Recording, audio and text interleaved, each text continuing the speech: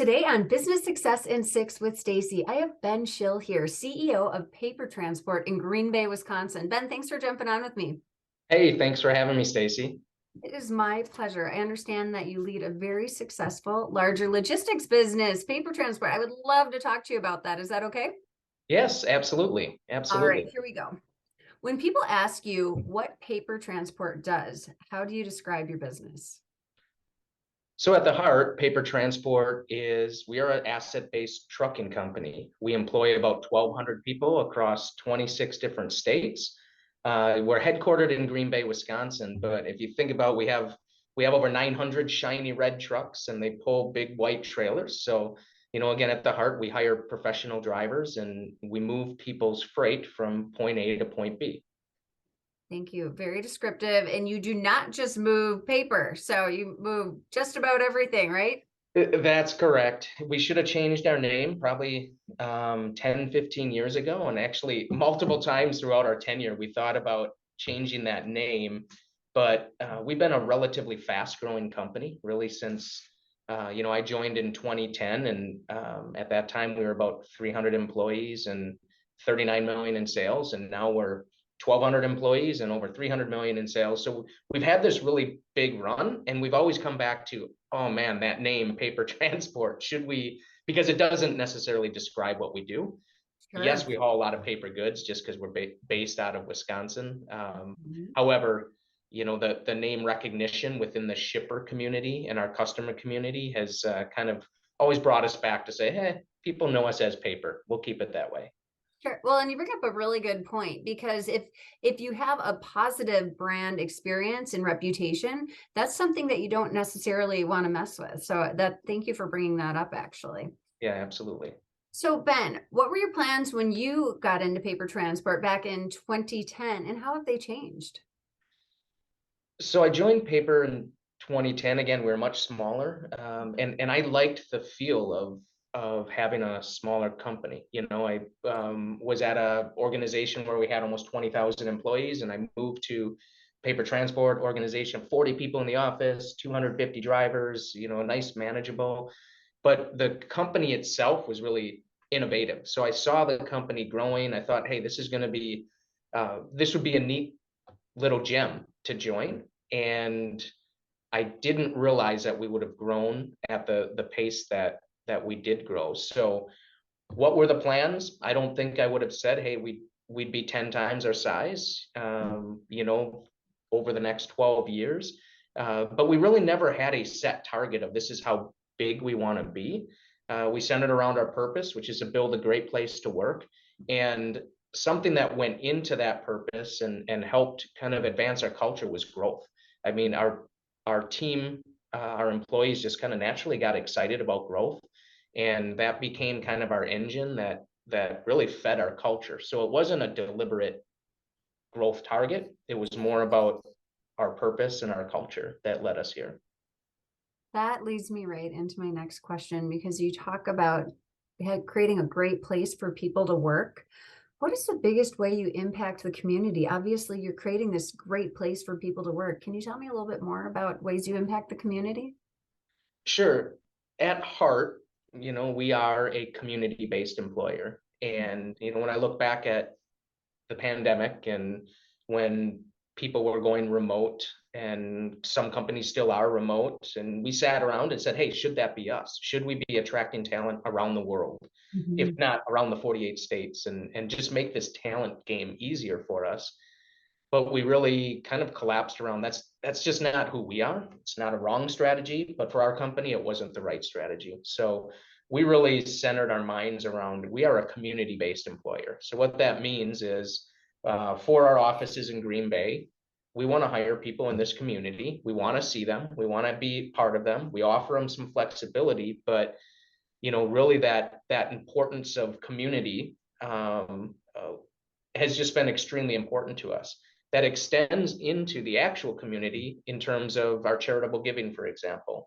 We don't have a corporate or a paper transport stance on these are the charities that we give to, but it's really through our employers. So if our employees, I'm sorry. So if one of our employees is very involved in the shelter and providing meals and things like that, we'll get behind them as a company and say, hey, let's further your charitable giving by supporting you with the resources and time and get other people involved. So when I think about community, it's less about paper transport and it's more about the employees that we have in this company and helping them carry out their roles in the community.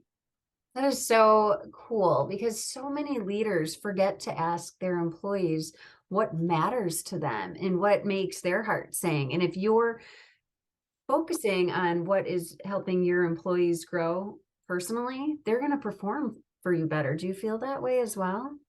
Oh, absolutely. Our brand uh, is what drives you. And it really comes down to our employees, our customers, our suppliers. It really is what's important to you. And, we're going to be a better company. Our culture is going to be better if we actually connect with our people and understand what's most important to them and then help them get there. It's absolutely wonderful. Thank you for sharing that. And thank you for doing that as well. So my next question for you is, what is one challenge that you have faced that other people could learn from? So I've been in my CEO role since last January, so about 16 months in. And I guess what I can say during this ride, because our industry has had some ups and downs of the economy where it is right now. I mean, there's just a lot of things going on out there. I think what I've learned over the last 16 months that have been really valuable is to not get too high and not get too low. Understand that these are cycles. I'm not saying I'm always good at that, but what I Sure. try to temper myself with is being even keel. You don't want to be a flat line because then people can't read you, but try Sure. to make sure the ups and downs aren't quite as volatile as what they actually might be out in the marketplace. So from that perspective, and just having a unwavering optimism of where you're going to be long term while dealing with the challenges that are right in front of you.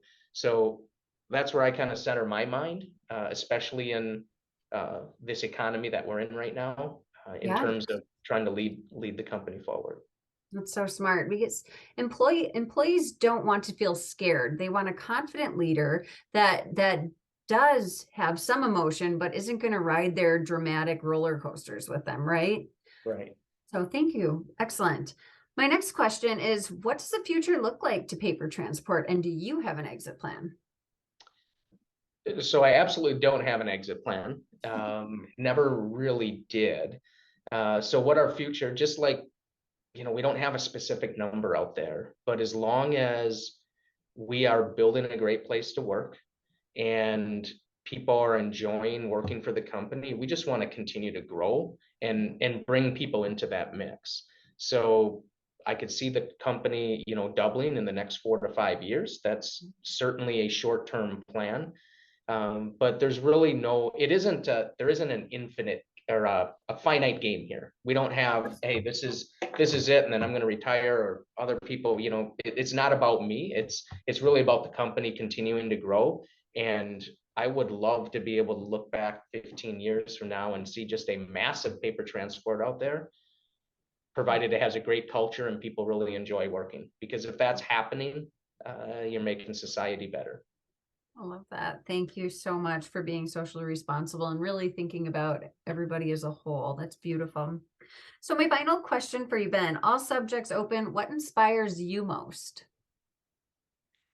I'm absolutely inspired by people. I mean, I'm a social person, but I get amazed, like even just coming into work and looking at how hard people strive to accomplish something. And it's not like they're the owner of this business, but I just get inspired by seeing people come in and show up and want to do the best job that they can.